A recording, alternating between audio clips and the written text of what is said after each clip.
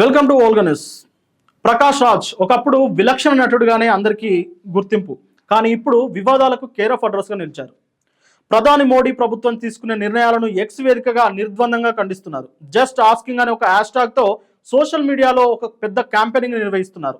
కేవలం ఎక్స్ అనే వేదిక కాదు, ఏ వేదిక దొరికినా ఆ వేదిక గుండా అటు బీజేపీ ప్రభుత్వాన్ని, ఇటు మోడీని, అమిత్ షాను తీవ్ర స్థాయిలో ఆయన వ్యతిరేకిస్తున్నారు. దాంతో మోడీ భక్తులకు కానీ, అటు బీజేపీ కార్యకర్తలకు కానీ ఆయన ఒక దోషిగా మిగిలిపోతున్నారు. ఈ మధ్య ఓ ఇంటర్వ్యూలో మాట్లాడుతూ మరో వివాదంలో ఆయన తలదూర్చారు. పాక్ నటుడు ఫవద్ ఖాన్ నటించిన సినిమా అబీర్ గులాల్, ఈ సినిమాను ఇండియా బ్యాన్ చేసింది. దాంతో ఆయన ఈ సినిమాను ఎందుకు బ్యాన్ చేయాల్సి వచ్చింది అంటూ ఆయన ఒక ఇంటర్వ్యూలో ఆయన మాట్లాడారు. అంటే ఈ మధ్య మనం చూస్తున్నాము, పాకిస్తాన్ భారత్ మధ్య పచ్చగడ్డేస్తే బగ్గుమనే పరిస్థితి. అలాంటి నేపథ్యంలో పాకిస్తాన్ నటుడు నటించిన ఆ సినిమాను ఇండియా ఎలాగో బ్యాన్ చేసింది. దానిపై ఆయన మాట్లాడుతూ ఒక సినిమాను ఏ దేశమైనా బ్యాన్ చేయాల్సిన అవసరం ఏముందని, అది ఒకవేళ పాకిస్తాన్ నటుడు నటించిన సినిమా కాబట్టి మన భారతీయులు ఆ సినిమాను చూడడం ఆపేస్తే సరిపోతుంది కదా, ప్రభుత్వాలే ఎందుకు ఇనిషియేట్గా తీసుకొని దాన్ని బ్యాన్ చేయాల్సిన పరిస్థితి ఏర్పడింది అంటూ ఆయన భావాలను ప్రకటించారు. అంతేకాకుండా మితిమీరిన హింస, పిల్లల్లో లైంగిక వేధింపులు అలాంటి సీన్లు ఉంటే తప్ప ఏ సినిమానైనా ఎవరు నిషేధించకూడదు అంటూ ఆయన చెప్పుకొచ్చారు. దీనిపై ఆయనకు తీవ్ర స్థాయిలో వ్యతిరేకత ఏర్పడింది. నువ్వు ఖచ్చితంగా పాకిస్తాన్ వాది అంటూ, లేదంటే దేశద్రోహి అంటూ ఆయనపై పలువురు బీజేపీ కార్యకర్తలు కానీ ఇతర అంటే మన దేశంలో ఇప్పుడు జరుగుతున్న పరిస్థితుల దృష్ట్యా ఖచ్చితంగా చాలామంది ఆయన వ్యతిరేకిస్తున్నారు. అయితే ఈ నేపథ్యంలో ఆయన మాట్లాడుతూ గతంలో కూడా ఒక పద్మావతి కానీ, పఠాన్ కానీ, ఈ మధ్య రిలీజ్ అయిన L2 ఎంపురాన్ సినిమాలపై నిషేధించిన విషయాలు, అంటే దానికి సంబంధించిన వార్తలు వచ్చాయి. పఠాన్ సినిమాలో హీరోయిన్ దీపికా పడుకొనే కాషాయపు రంగు బికినీని ధరించిందంటూ అప్పట్లో ఒక తీవ్ర స్థాయిలో దుమారం రేగిన విషయం తెలిసిందే. అలాగే పద్మావతి సినిమాలో ధరించిన ఆ దుస్తుల పట్ల కూడా అప్పట్లో వివాదాలు వచ్చాయి. ఇక ఈ మధ్య రిలీజ్ అయిన L2 ఎంపురాన్ సినిమాలో 2002లో గోద్రా అల్లర్ల నేపథ్యంలో జరిగిన కొన్ని సంఘటనలు ఆ సినిమాలో వాడారంటూ, ఆ సినిమాలో ఆ సంఘటనలు తొలగించాలంటూ పెద్ద స్థాయిలో తీవ్ర విమర్శలు వచ్చాయి. దానికి స్పందించిన నటుడు మోహన్ లాల్ సారీ చెప్పారు. అదేవిధంగా ఆ సీన్లకు సంబంధించిన కొన్ని విజువల్స్ను కూడా తొలగించడం జరిగింది.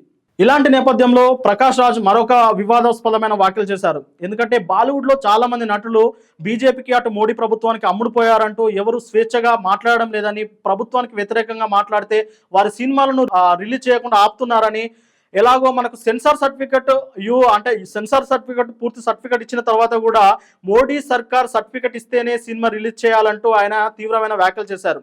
అలాగే ఆయనకు బాలీవుడ్లో అవకాశాలు కూడా తగ్గాయని, దానికి కారణం ఆయన సూటిగా మాట్లాడే విధానమే. దాంతో మోడీ ప్రభుత్వం ఆయన మీద ప్రత్యక్షంగా కక్షగట్టే ఆయనకు బాలీవుడ్ నుంచి అవకాశాలు రాకుండా చేస్తున్నారంటూ ఆయన ఆరోపణలు చేశారు. అంతేకాదు ఆయన గతంలో కూడా చాలా ఆరోపణలు చేశారు మోడీ ప్రభుత్వం కానీ, బీజేపీ పైన కానీ. ముఖ్యంగా 2017లో ప్రముఖ కన్నడ యాక్టివిస్ట్, జర్నలిస్ట్ అయిన గౌరీ లంకేష్ ఒక హత్యకు గురయ్యారు.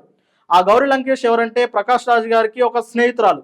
దాంతో ఫస్ట్ టైం ఆయన బీజేపీ ప్రభుత్వాన్ని నిందిస్తూ ఒక ఆరోపణలు చేశారు. గౌరీ లంకేష్ హత్యను పారదర్శకంగా దర్యాప్తు చేయట్లేదని, దీంట్లో దర్యాప్తు చేయాలంటూ మోడీ ఎవరైతే హత్య చేశారో ఆ హత్యకు సంబంధించిన వారు హిందువులని, వారిని వెనకేసుకొస్తున్నారంటూ ప్రకాష్ రాజ్ ఫస్ట్ టైం ఆయన ఆరోపణలు చేశారు. దీంతో ఆయనపై లక్నోలో తదితర రాష్ట్రాల్లో ఆయనపై కేసులు కూడా నమోదయ్యాయి. ఇక ఆ తర్వాత గౌరీ లంకేష్ సంఘటన తర్వాత ఆయన వరుసగా బీజేపీపై, మోడీపై ఆయన వరుసగా ఆరోపణలు అయితే చేస్తారు. ఈ నేపథ్యంలో 2018లో హైదరాబాద్లో జరిగిన ఇండియా టుడే సౌత్ కాన్క్లేవ్లో ప్రకాష్ రాజ్ మాట్లాడుతూ తాను యాంటీ హిందూ కాదు అని, anti Modi, anti Amit Shah, anti Anant Kumar Hegde అన్నాడు.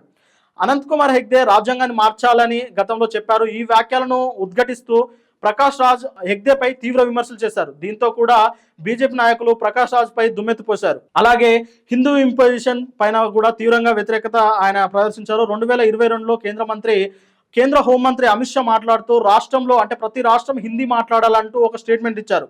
దానిపై మన ప్రకాష్ రాజ్ కూడా మాట్లాడుతూ హిందీని మాపై రుద్దొద్దంటూ, మా భాషను మేము ప్రేమిస్తాం, మా మాతృభాష తల్లితో సమానం అంటూ ఆయన ఎక్స్ వేదికగా కొన్ని ట్వీట్లు చేశారు. దాంతో తీవ్ర స్థాయిలో విమర్శలకు గురయ్యాడు.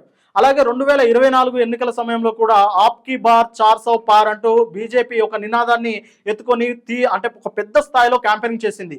దాని తర్వాత ఎన్నికల తర్వాత ఫలితాలు వచ్చాయి. ఆ ఫలితాల తర్వాత 400 వస్తుంది అనుకున్న సీట్లు దాదాపు 248 మాత్రమే వచ్చాయి. ఆ తర్వాత ప్రకాష్ రాజ్ ఒక ట్వీట్ చేశారు.